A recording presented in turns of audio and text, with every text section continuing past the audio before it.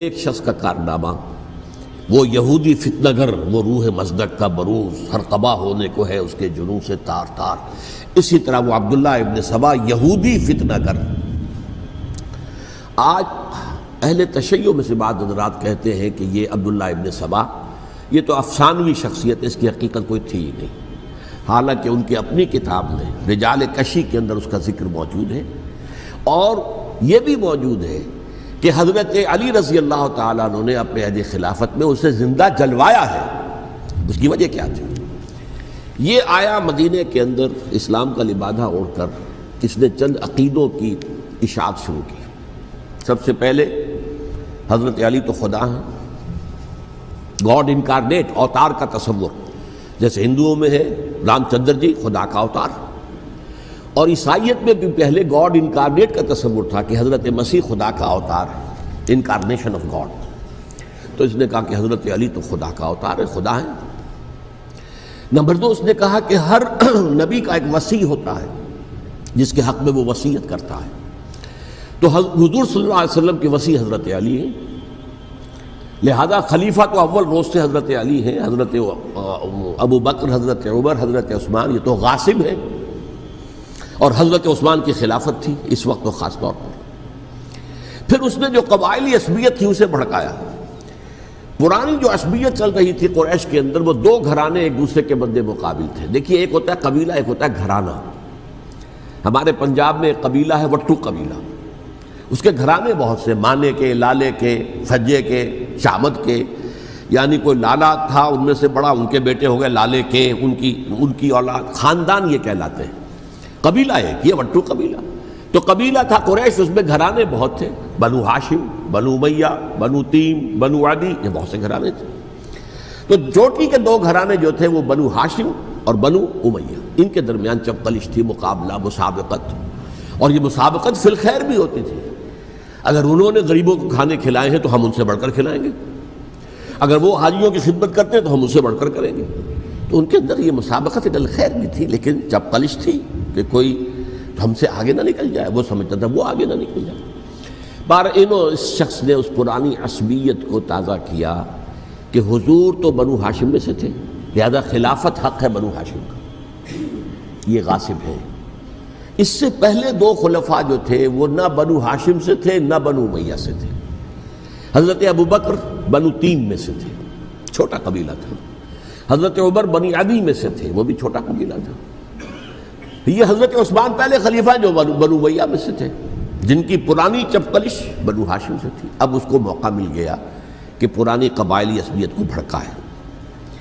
یہ ہے اصل میں اس فتنے کا پس منظر عبداللہ ابن سبا نے جو آ کر پھیلایا ہے، اور اس کی تفصیل میں اس وقت میں نہیں جا سکتا، کیسے یہ فتنہ پروان چڑھا، کیا انہوں نے اسٹریٹجی اختیار کی، کہ یہ کیا کرتے تھے، گروہ بنا کر بھیجتے تھے لوگوں کو۔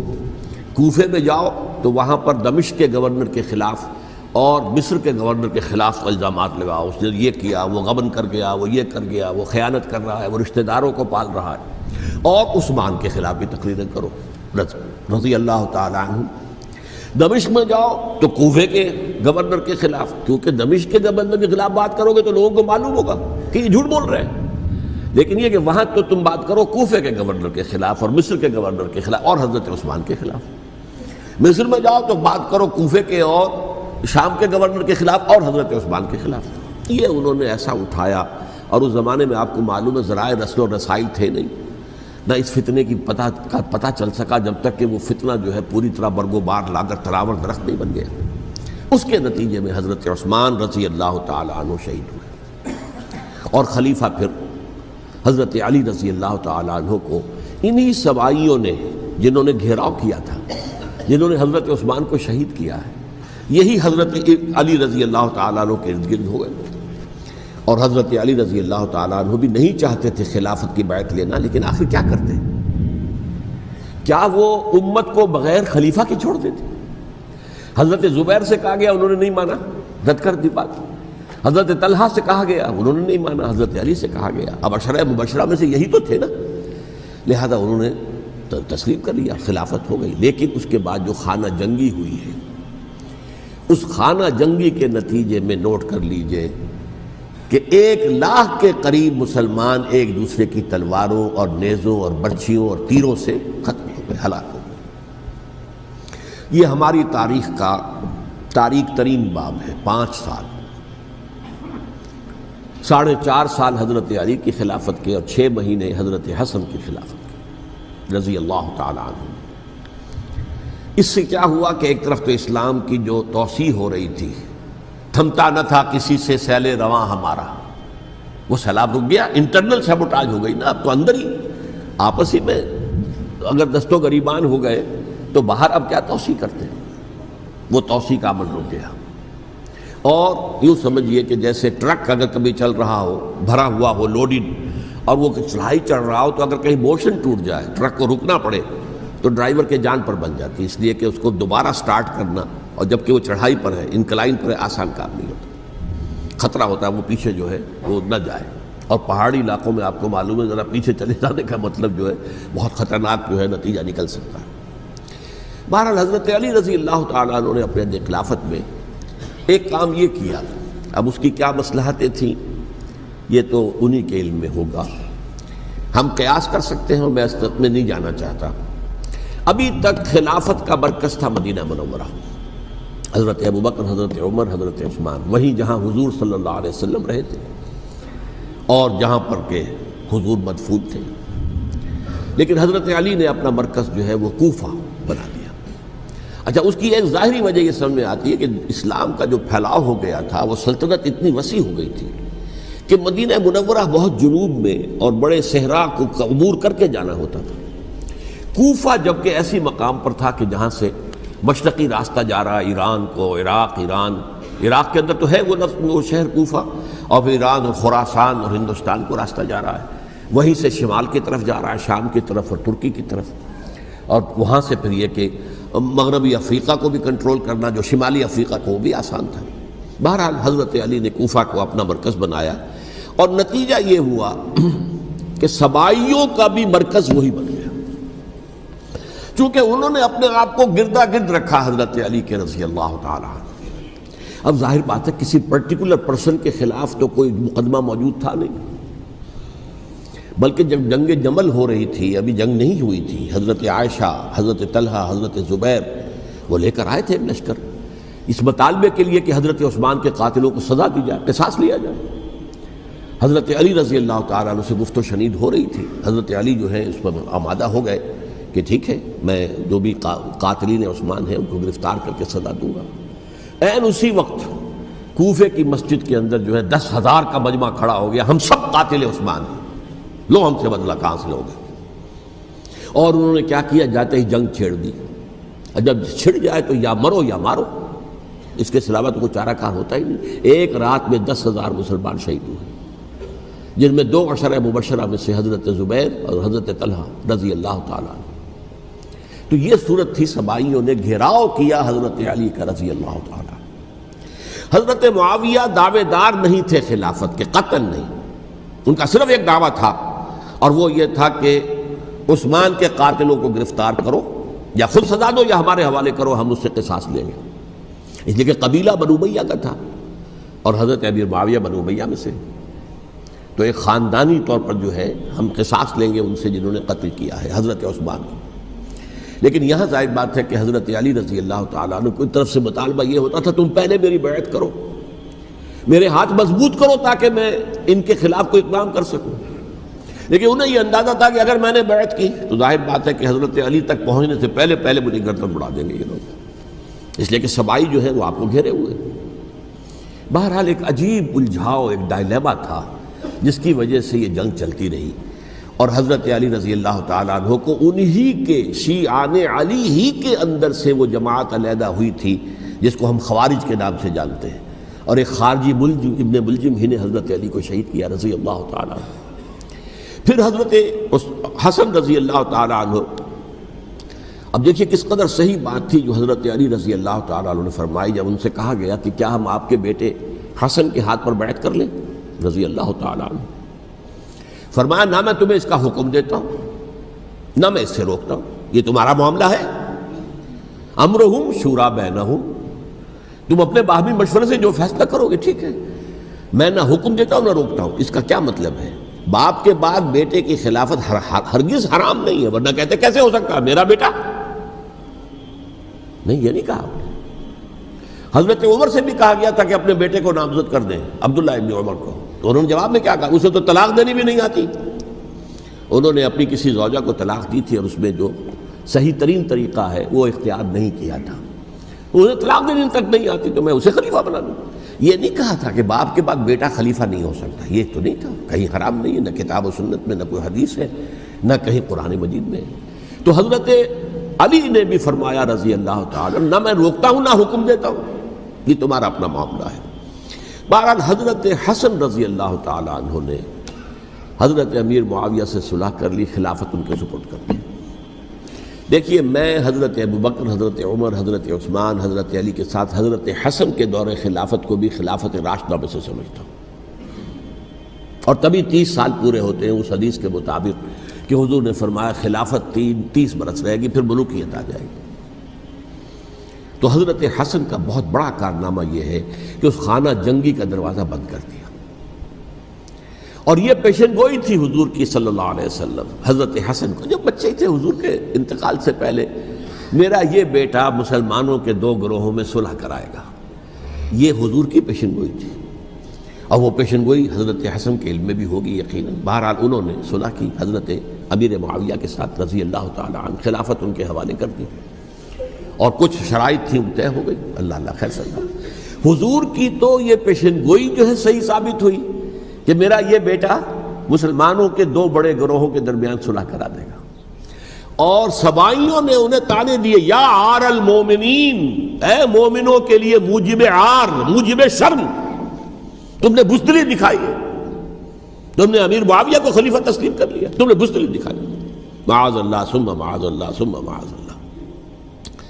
اب میں کچھ باتیں حضرت امیر معاویہ کے بارے میں کہنا چاہتا ہوں، اس لیے کہ وہاں اس میں میں نے حضرت معاویہ کے بارے میں یہ تو بہت شدت کے ساتھ کہا تھا، اور میں اب بھی اس پر قائم ہوں اور پوری طریقے سے قائم ہوں۔ میرا مستقل موقف یہی ہے کہ حضرت معاویہ رضی اللہ تعالیٰ عنہ کے دور خلافت کو ہم خلافت راشدہ میں شامل نہیں سمجھتے، اہل سنت میں سے کوئی بھی نہیں سمجھتا، لیکن اس کے ساتھ میں نے حضرت امیر معاویہ کے کچھ مناقب بھی بیان کیے تھے تاکہ پلڑا جو ہے ترازو کا، اس کے دونوں پلڑے سامنے آ جائیں۔ لیکن یہ کہ وہ حصہ میرے اس بیان کا نکال دیا گیا، ختم کر دیا گیا، یہ میں نہیں جانتا کہ اس میں کیا مصلحت دیکھی گئی ہے۔ اس میں تو کسی کے لیے کوئی معاملہ ایسا نہیں تھا، کسی کے جذبات کو جو ہے وہ ٹھیس پہنچانے والا، کیونکہ میں نے کہا وہ خلیفہ راشد نہیں تھے، صاف میں نے کہا، بلکہ وہ دور ملوکیت کا آغاز ان سے ہو گیا ہے۔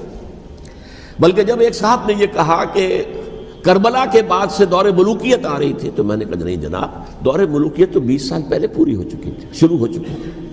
حضرت امیر معاویہ کے بھی 20 سال جو ہے وہ دور ملوکیت میں شمار ہوتے ہیں۔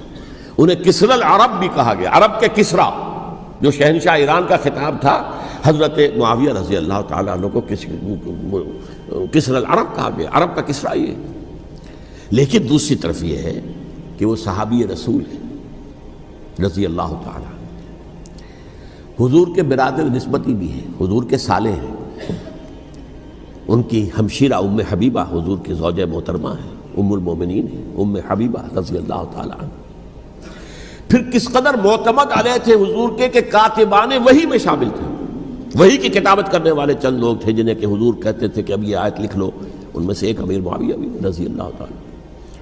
تو بڑے توازن کی ضرورت ہے۔ دیکھیے صحابہ کرام کا جہاں تک تعلق ہے، اہل سنت کا موقف یہ ہے کہ صحابہ کلہم عدول، صحابہ سب کے سب نیک نیت ہیں، اور ان کی روایت جو ہے قبول کی جائے گی، رد نہیں کی جائے گی، ان پر کوئی جرح و تعدیل نہیں ہوگی، اس لیے کہ ان کا تزکیہ محمد الرسول اللہ صلی اللہ علیہ وسلم نے کیا تھا۔ لہٰذا یہ تو ہو سکتا ہے کہ کسی صحابی سے کوئی خطا ہو جائے، لیکن وہ خطا اجتہادی ہوگی، نیت کی خطا نہیں ہوگی، نیت کی غلطی نہیں ہوگی۔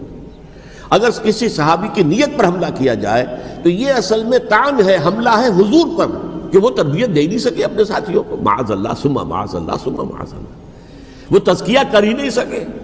3 جگہ جو قرآن میں آیا ہے یتلو علیہم آیاتہ ویزکیہم، تو کیا تزکیہ کیا؟ اگر ان کے قریب ترین ساتھی جو تھے، اگر ان کے اندر بھی بدنیتی تھی اور دنیا کی طلب تھی، اور دنیا کے اندر اقتدار حاصل کرنے کا جذبہ تھا، تو پھر کیا تزکیہ کیا؟ معاذ اللہ ثم معاذ اللہ۔ لہذا صحابہ سب کے سب عدول ہیں اور ان سے اختلاف ممکن ہے، لیکن ان کی نیت پر حملہ نہیں ہو سکتا۔ تو حضرت امیر معاویہ کی شخصیت ایک چیز ہے، آپ کا دور خلافت دوسری چیز ہے۔ شخصیت کے اعتبار سے صحابی رسول ہیں، برادر نسبتی ہیں حضور کے صلی اللہ علیہ وسلم، اور پھر یہ کہ اس قدر معتمد علیہ ہے صحابہ میں سے کہ وہ کاتبان وحی، یہ عام آدمی کے کرنے کا کام نہیں تھا جو وحی کی کتابت کرے، اللہ کے کلام کی۔ البتہ یہ ہے کہ جیسا کہ میں نے عرض کیا، ان کا دور خلافت راشدہ نہیں ہے، وہ ملوکیت کا دور ہے۔ یہ میں نے جیسا کہ عرض کیا، میں نے ایک صاحب نے جب یہ کہا کہ ملوکیت شروع ہو رہی تھی، میں نے کہا شروع نہیں ہو رہی تھی، ملوکیت تو 20 سال پہلے شروع ہو چکی تھی۔ اسی طریقے سے ایک صاحب نے کہا تھا کہ اسلام کو قائم کرنے کے لیے حضرت حسین میدان میں آئے، میں نے کہا یہ بھی غلط ہے، اسلام تو 60 سال پہلے قائم ہو چکا تھا، نبی اکرم صلی اللہ علیہ وسلم کے دستے مبارک سے اسلام قائم ہو گیا، جاء الحق وزهق الباطل ان الباطل کان زهوقا، پھر 30 برس تک وہ کامل شکل کے اندر قائم رہا۔ تو اسلام جو ہے وہ در حقیقت اب قائم کرنے والی بات نہیں تھی، البتہ اس کے اندر زوال شروع ہو گیا تھا، اس زوال کے عمل کو روکنے کے لیے حضرت حسین میدان میں آئے۔ یہ ایک چیز کو صحیح تاریخی پرسپیکٹو میں رکھنا، تو جس طرح سے دین کو قائم کرنے کے لیے دیکھیے، قائم تو کیا محمد رسول اللہ صلی اللہ علیہ وسلم والذین معہ رضی اللہ تعالی عنہ، انہوں نے کیا تھا۔ ہاں اب جو ہے وہ اپنی اس شاندار حیثیت سے نیچے گرنے لگا تھا، وہ میں بعد میں عرض کروں گا کہ میں نے اسے کیا عرض کیا تھا کہ یہ اس زوال کو روکنے کے لیے کسی طریقے سے یہ اپنی اصل حقیقت میں قائم رہے، یہ حضرت حسین رضی اللہ تعالیٰ عنہ کی سعی تھی۔ اچھا، حضرت امیر معاویہ کے جو 20 سال ہیں وہ پورے امن، سکون، اطمینان، کوئی جھگڑا، کوئی فساد، کوئی اختلاف، کوئی باہمی خانہ جنگی، کچھ 20 سال۔ یہ بھی تاریخ کی بڑی چشم کشا حقیقت ہے جو عام طور پر لوگوں کے علم میں نہیں ہے۔ سبائی بھی دبکے رہے، حضرت امیر معاویہ کی حکومت اتنی مضبوط تھی، کنٹرول، کہ ان کو کچھ سر اٹھانے کا موقع نہیں ملا۔ موجود تھے، دبکے رہے، جیسے کہ میں نے کہا ریولوشن کے آخری مرحلے پر آ کر جو مخالفین ہیں وہ دب جاتے ہیں کہ پھر دیکھیں گے موقع ملے گا تو پھر لیں گے ان سے حساب کتاب۔ 20 سال رہے ہیں پورے امن کے، 10 سال کے بعد یعنی درمیان میں ہے حضرت امیر معاویہ کا عہد خلافت۔ ایک صحابی جو کہ بزرگ صحابہ میں سے ہیں، مغیرہ ابن شعبہ رضی اللہ تعالی عنہ، وہ آتے ہیں اور وہ کہتے ہیں کہ دیکھیے امیر المومنین، کتنی بڑی خانہ جنگی رہی تھی مسلمانوں کی آپس میں، اور اب بھی اگر آپ کسی کو نامزد کیے بغیر چھوڑ گئے امت کو تو پھر خانہ جنگی ہو جائے۔ 1 لاکھ اس وقت جو ہے وہ ہلاک ہوئے تھے، نہ معلوم اب کتنے ہلاک۔ لہٰذا آپ اپنی زندگی ہی میں نامزد کر دیجئے کسی کو خلیفہ، ولی عہد بنا دیجئے۔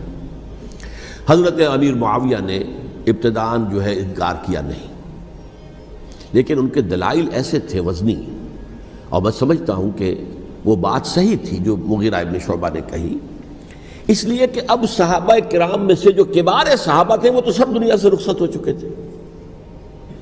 اب تو یا صغار صحابہ رہ گئے تھے جو حضور کے زمانے میں بچے تھے، حضرت حسن، حضرت حسین، عبداللہ ابن زبیر، یہ بچے ہی تھے نا، یا تو وہ تھے، اور یا بالکل نو مسلم تھے، اور نو مسلموں میں بڑی تعداد وہ تھی جو ایرانیوں کی تھی، شامیوں کی تھی، ادھر کی تھی، ادھر کی تھی، تو ان کو تو ظاہر بات ہے کہ تربیت نبوی سے کیا خلافت راشدہ سے بھی اکثر و بیشتر کو کوئی حصہ ملا ہی نہیں۔ تو اس صورت میں اب وہ اعلیٰ ترین معیار پر حکومت کے نظام کو قائم کرنا ممکن نہیں ہے۔ کوئی قبائلی عصبیت جب تک حکومت کی پشت پر نہیں ہوگی، حکومت مستحکم نہیں ہوگی۔ یہ گویا کہ ایک جس کو کہتے ہیں کہ حقیقت بینی، واقعیت پسندی، ایک آئیڈیلزم ہے اور ایک ریئلزم ہے کہ آپ فیکٹس آن دی گراؤنڈ کو غور کریں، سوچیں اس کے اوپر اور پھر کوئی فیصلہ کریں۔ اس اعتبار سے پھر حضرت امیر معاویہ نے بات مان لی اور بیعت لے لی لوگوں سے حضرت یزید کے لیے کہ یہ خلیفہ ہوں گے میرے بعد، اس کو ولی عہدی کہتے ہیں۔ اچھا، اس وقت 5 افراد ایسے تھے کہ جنہوں نے اس سے اختلاف کیا، یہ بات بہت اہم ہے۔ میرا کتابچہ ہے سانحہ کربلا، اس کے کچھ نسخے آج یہاں ہوں گے، آپ لوگ پڑھیے اسے غور سے اور پھیلائیے تاکہ حقیقت سامنے آئے۔ 5 افراد کون تھے جو ہونے چاہیے؟ ابو بکر فوت ہو گئے، ان کے بیٹے عبد الرحمن ابن ابی بکر، عمر فوت ہو گئے، ان کے بیٹے عبداللہ ابن عمر، عباس فوت ہو گئے، ان کے بیٹے عبداللہ ابن عباس، زبیر فوت ہو گئے، ان کے بیٹے عبداللہ ابن زبیر، اور حضرت حسن جو ہے ان کا انتقال ہو چکا تھا، حضرت علی کے بیٹے حضرت حسین رضی اللہ تعالی عنہ اجمعین۔ حضرت حسن کے بارے میں ایک فریق کا کہنا یہ ہے کہ انہیں زہر دے کر ہلاک کیا گیا، اہل تشیع کا قول یہ ہے، جبکہ اہل سنت کہتے ہیں کہ نہیں، وہ اپنی جو بھی طبی موت تھی اس سے ان کی وفات۔ لیکن میں اس میں نہیں جانا چاہتا، اس لیے کہ یہ مائکرو ہسٹری جو ہے نا، وہ تو ایک ایک واقعے کے لیے ادھر کی روایات کیا، ادھر کی کیا ہیں، ان کے پاس کیا دلائل، یہ تو کسی ریسرچ اسکالر کا موضوع ہے، میرا موضوع نہیں ہے۔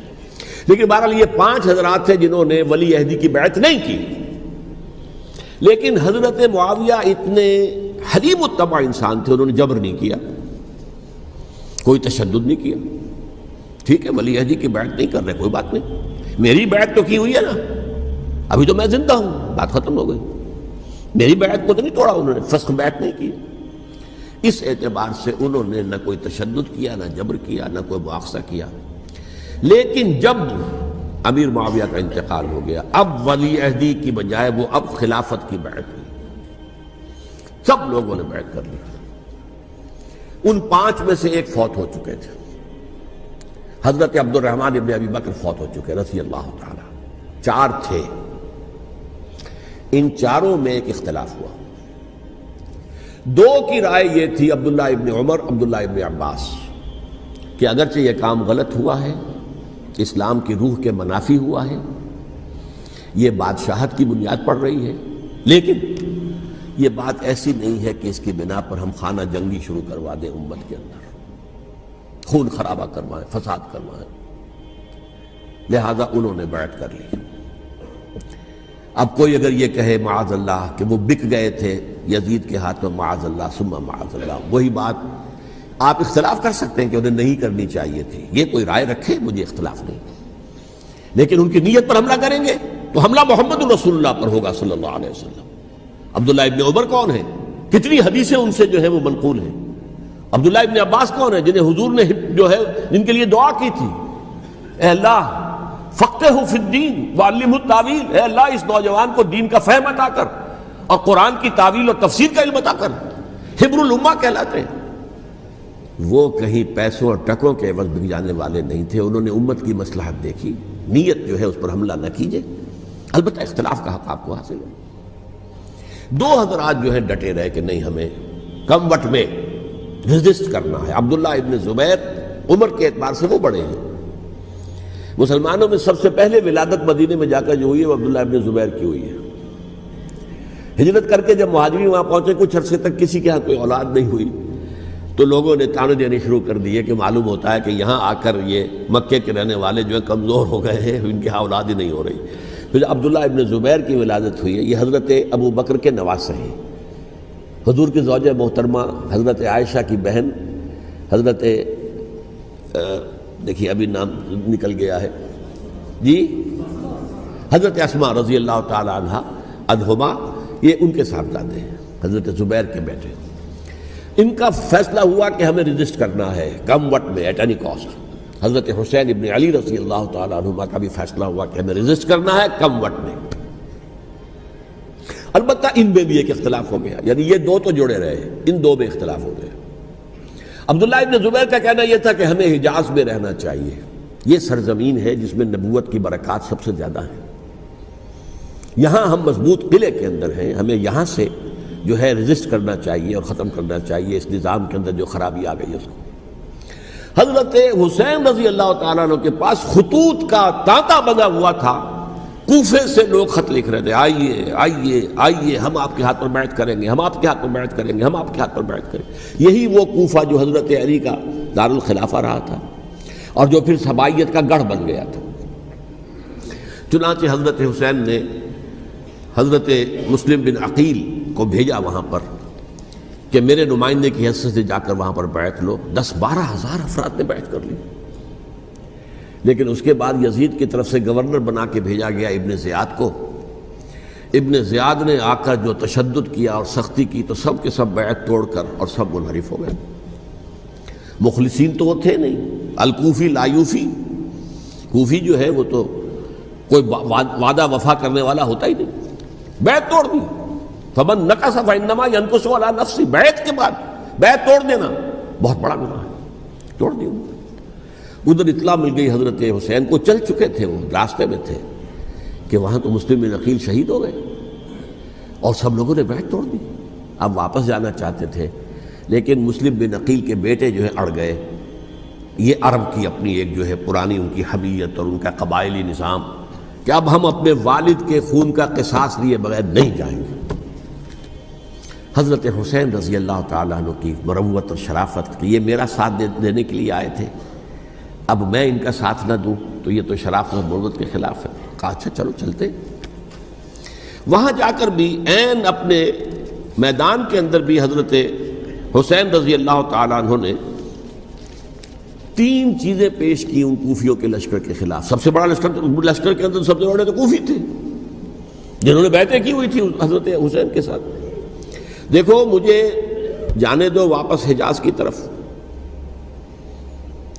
یا مجھے سرحدوں پر بھیج دو تاکہ میں کافروں کے ساتھ جنگ کرتے ہوئے اپنی جان دے دوں، یا مجھے یزید کے پاس جانے دو، میں اپنا معاملہ اس سے طے کر لوں. لیکن کوفیوں کو یہ گوارا نہیں تھا.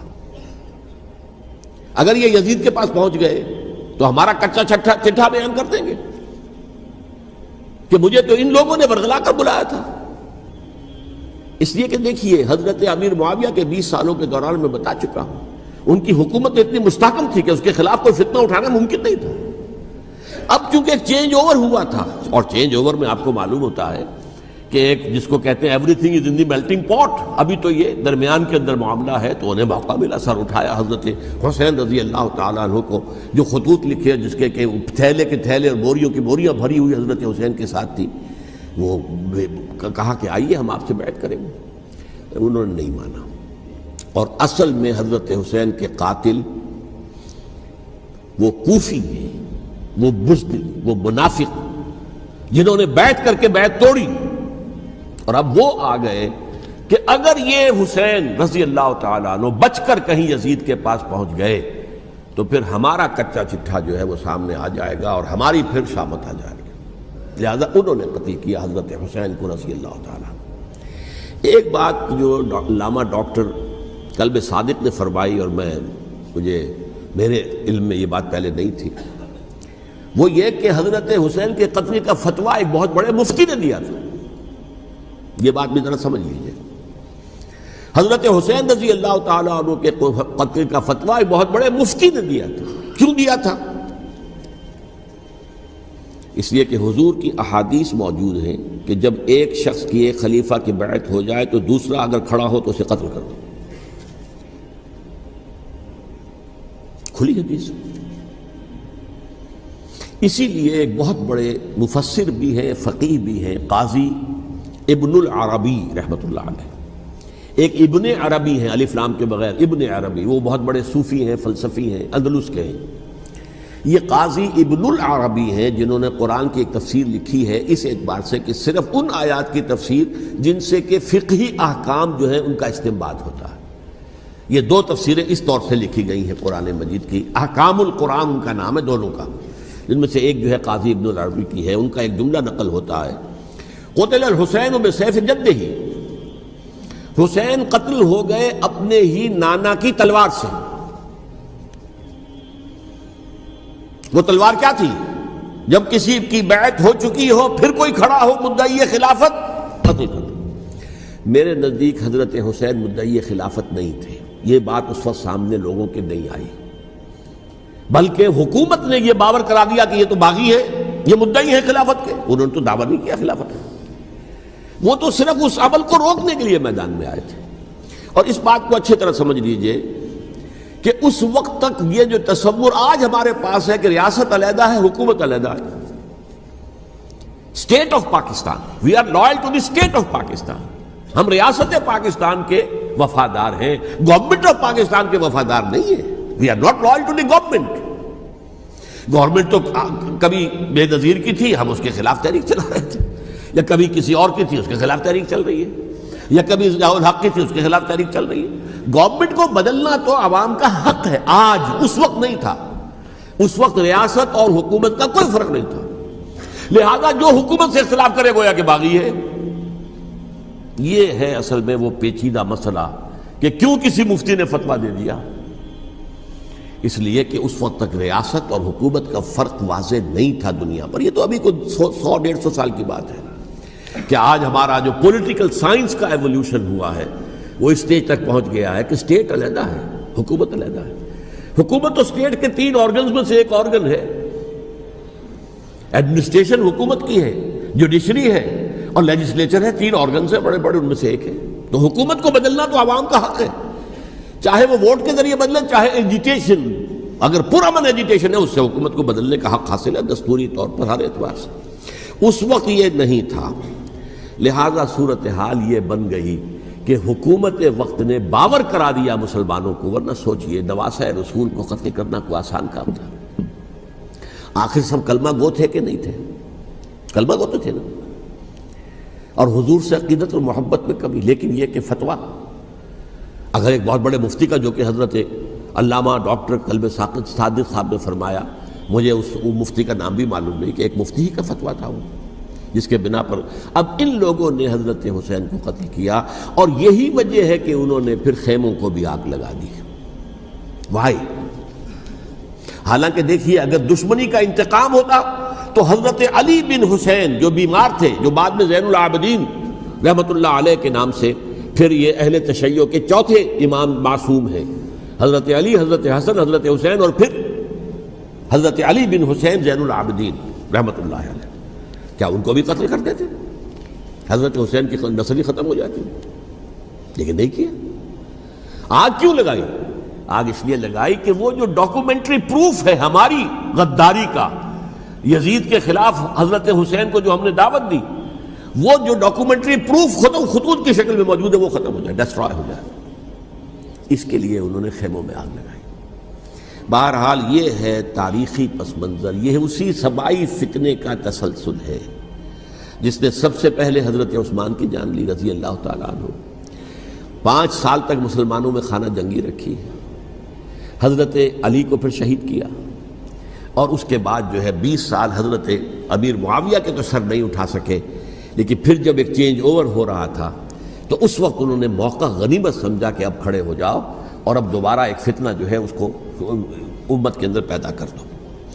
اچھا، اس معاملے میں ایک بات جو میں نے وہاں کہی کہ ہمارے ہاں شاعرانہ جو مبالغہ آمیزی ہے، یہ میری گفتگو کا حصہ انہوں نے حذف کر دیا ہے، اور میں نے ایک سنی شاعر بہت بڑے عالم جن کے حوالے سے آج بھی میری تقریر ہوگی خالق جناح ہال میں، مولانا محمد علی جوہر کے ایک شعر کے حوالے سے کہا کہ قتل حسین اصل میں مرگ یزید ہے، اسلام زندہ ہوتا ہے ہر کربلا کے بعد۔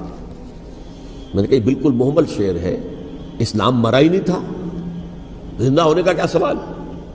اور اگر کسی درجے میں مزمحل یا زخمی ہوا تھا تو وہ تو رہا، کربلا کے بعد بھی رہا، یزید کی حکومت بھی رہی، بنو امیہ کی حکومت بھی چلی، کوئی تبدیلی تو نہیں آئی۔ یہ کیا کہہ رہے ہیں؟ اسلام زندہ ہوتا ہے کربلا کے بعد؟ میں نے کہا اسلام مرا نہیں تھا۔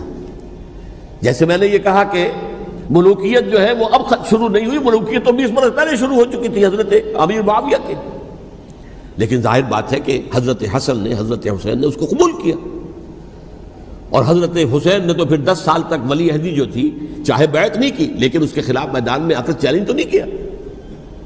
اس اعتبار سے یہ معاملہ جو ہے اسلام زندہ ہوتا ہے کربلا کے بعد، یہ بے تکی بات ہے۔ ہاں، حضرت شاہ اسماعیل شہید رحمۃ اللہ علیہ کی اگر میں تشبیہ کو، تمثیل کو سامنے رکھوں تو اسلام کی عمارت 6 منزلہ ہے، 6ٹھی منزل ٹاپ کی وہ گر گئی، 5 منزلیں انٹیکٹ تھیں، اسلام مرا نہیں تھا۔ عدالت میں شریعت کے مطابق فیصلے ہو رہے تھے، قاضی تھے، مفتی تھے، شریعت نافذ تھی، اسلام کہاں مرا تھا؟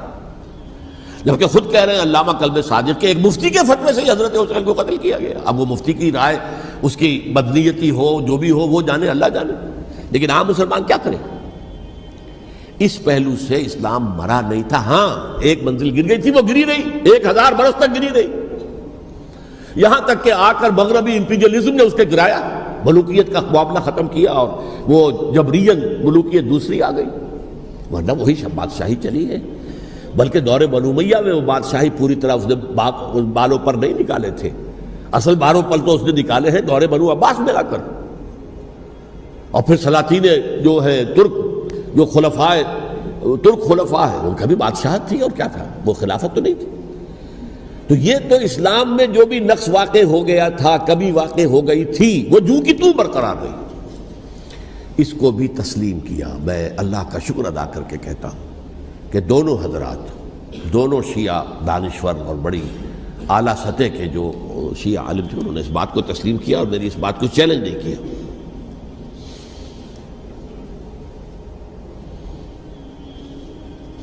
اصل میں تیسری بات میں نے یہ کہی کہ دیکھیے حضرت حسین رضی اللہ تعالی عنہ کی اس شہادت کے بعد، اس کے بعد واقعہ حرہ بھی ہوا، جو واقعہ کربلا سے بھی بعض اعتبارات سے زیادہ بھیانک اور زیادہ گھناؤنا واقعہ بنو امیہ کی تاریخ ہے، جس کو لوگ جانتے ہی نہیں. مدینہ کے کچھ لوگوں نے بغاوت کی اور انہوں نے اس کے خلاف فوج بھیجی، اور فوج کو جب مدینہ فتح کر لیا، 3 دن کے لیے حلال کر دیا، جو چاہو کرو، یہاں جسے چاہو مارو، جسے چاہو لوٹو، جس کا گھر چاہو برباد کرو، جس عورت کو چاہو ریپ کرو. اور یہ مدینہ النبی کے اندر ہوا. تو کاٹ کھانے والی ملوکیت کے اندر بہت سے واقعات ہوئے. عبداللہ ابن زبیر کھڑے ہوئے، انہوں نے حکومت قائم کی تھی، لیکن یہ کہ وہ تو 6 سال کے لیے کامیاب بھی رہے، ایک حکومت قائم کی، بنو امیہ کے ہاتھ پر بیعت نہیں کی، بالآخر ان کی حکومت بھی ختم ہو گئی. پھر حضرت زید کھڑے ہوئے، انہوں نے بغاوت کی، وہ بھی ناکام رہ گئے. پھر بنو عباس میں کھڑے ہوئے حضرت نفس زکیہ، حضرت حسن رضی اللہ تعالیٰ عنہ کے اولاد میں سے، وہ بھی ناکام ہو گئے، شہید ہو گئے. پھر یہ سمجھ لیا گیا کہ اب یہ جہاں تک 6ٹھی منزل ہے وہ تو دوبارہ تعمیر نہیں ہو سکتی.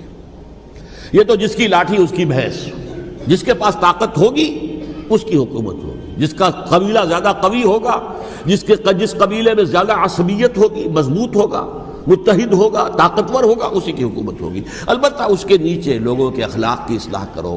صوفیاء کرام نے وہ کام اپنے ذمے لیا، اور بالکل وہی کام ہے کہ جو ائمہ اہل بیت کرتے رہے.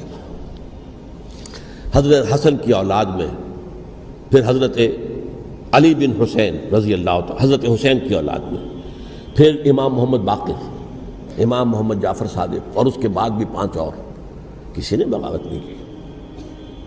جیسے علماء کرام کام کر رہے تھے اور جیسے صوفیاء کرام کام کر رہے تھے، ایسے ہی وہ مسلمانوں کی علمی تربیت، روحانی تربیت و تزکیہ کر رہے تھے. کسی نے حکومت کو چیلنج نہیں کیا. نوٹ کر لیجیے اس بات کو. حضرت علی نے بھی چیلنج نہیں کیا تھا، حضرت حسن نے چیلنج نہیں کیا، خود صلح کر لی. تو ائمہ اہل بیت جو 12 یہ گنتے ہیں، جن میں سے آخری جو ہے حضرت مہدی کو تو ابھی ظاہر ہونا ہے، ان کے عقیدے کے مطابق وہ روح پوش ہیں، وہ ظاہر ہوں گے. لیکن 11 حضرات کے بارے میں یہ کہ حضرت حسین کے سوا کسی نے بھی چیلنج نہیں کیا وقت کے نظام میں. اور حضرت حسین نے بھی اس مغالطے پر کیا کہ کوفی ساتھ دیں گے، اور یہ موقع ہے کہ یہ جو 6ٹھی منزل اسلام کی گر گئی ہے، اسے دوبارہ تعمیر کر دیا جائے.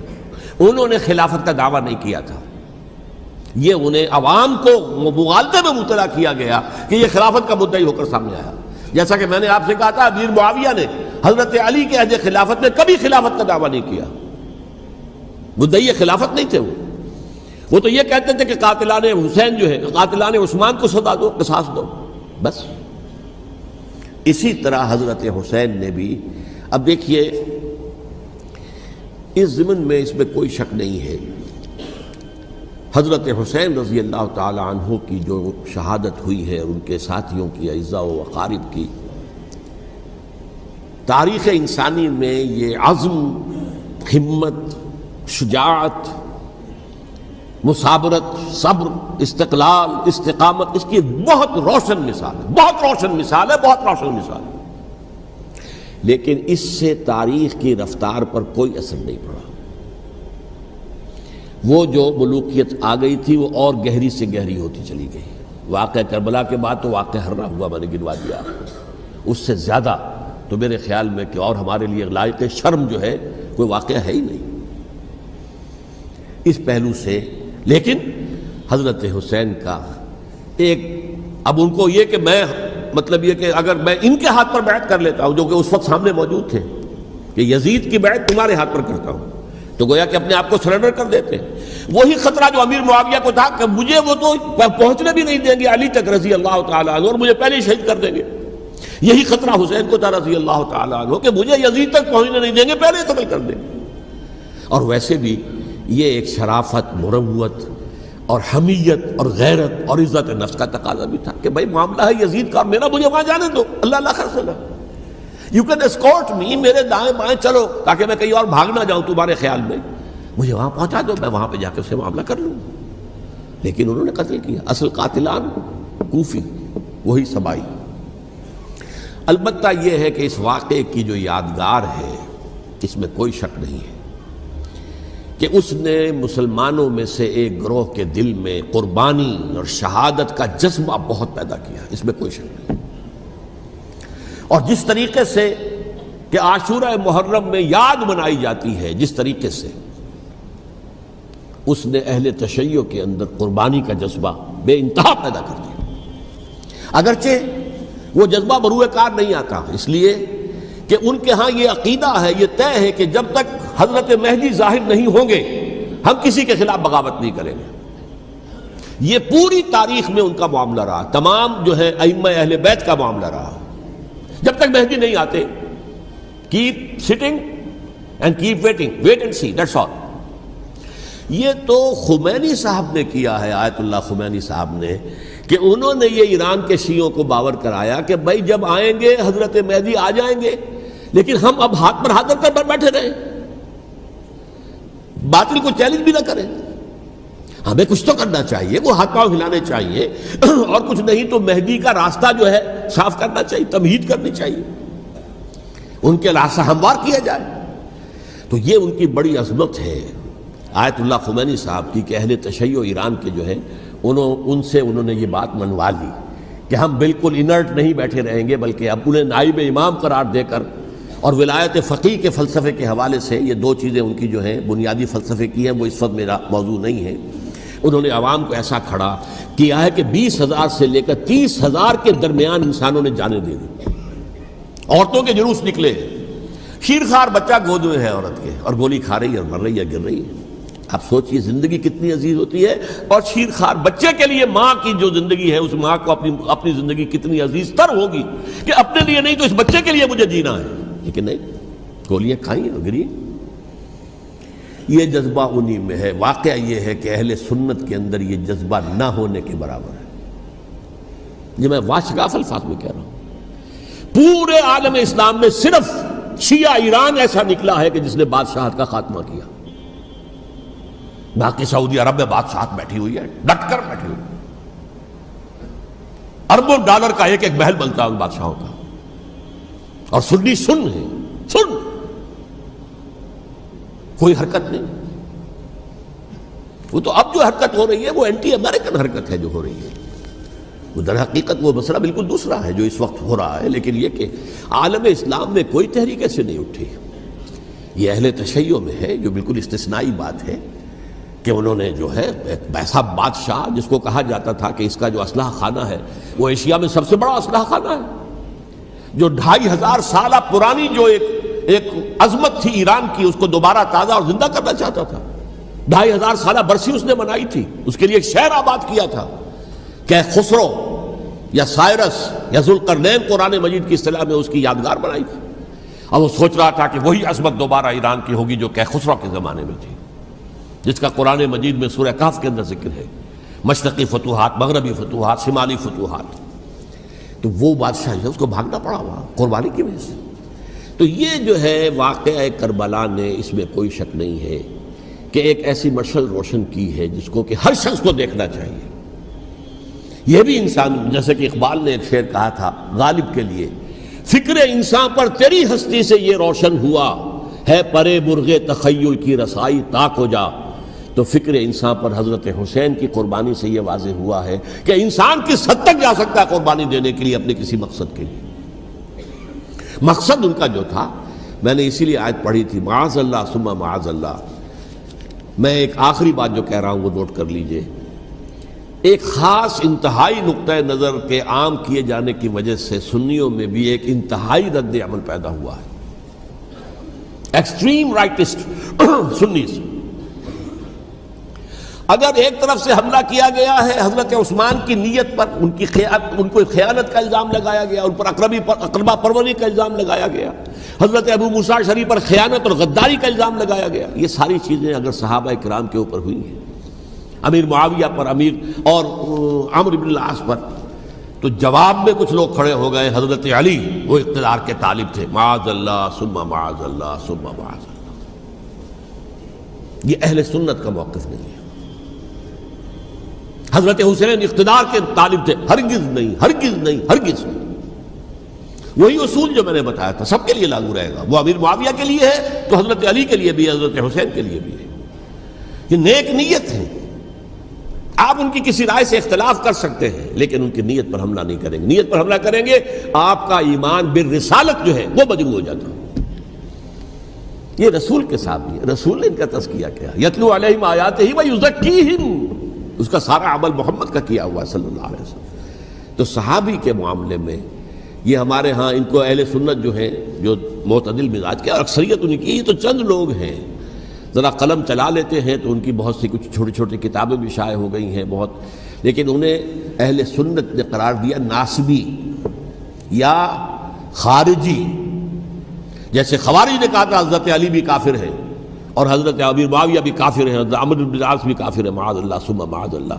ایسے ہی کچھ لوگ حضرت حسین پر بھی الزام لگاتے ہیں کہ اقتدار کی ہوس اور طلب کے اندر انہوں نے یہ سارا سفر کیا تھا، اور بس یہ ہے کہ وہ جو بازی تھی وہ ہار گئے، اللہ اللہ خیر اللہ، اس سے آگے کیا ہے معاملہ؟ نہیں، معاذ اللہ ثم معاذ اللہ۔ اسی لیے میں نے آیت آج جو پڑھی تھی ایک اور جو بہت بظاہر آپ کو معلوم ہوئی ہوگی، غیر متعلق ہے میرے آج کے عنوان سے، تلک الدار الآخرۃ نجعلھا للذین لا یریدون علوا فی الارض ولا فسادا۔ یہ سورہ قصص کے آخری آیات میں سے، دیکھو یہ آخرت کا گھر جو ہے وہ ہم خاص کر دیں گے ان لوگوں کے لیے جو اس زمین میں اپنے اقتدار کے طالب نہیں ہوتے۔ زمین میں اقتدار کے طالب ہوگے فساد ہو جائے گا، تم بھی طالب میں بھی طالب، جھگڑا ہوگا، لڑائی ہوگی، دنگا ہوگا، فساد ہوگا۔ تلک الدار الآخرۃ نجعلھا للذین لا یریدون علوا فی الارض ولا فسادا۔ جو لوگ زمین میں اپنے اقتدار کے طالب اور اس کے نتیجے میں فساد پیدا کرنے والے نہیں ہیں، ان کے لیے ہم نے آخرت کا گھر خاص کیا ہے۔ والعاقبۃ للمتقین، اور عاقبت جو ہے، انجام کار، آخرت جو ہے وہ تو متقیوں کے لیے ہے۔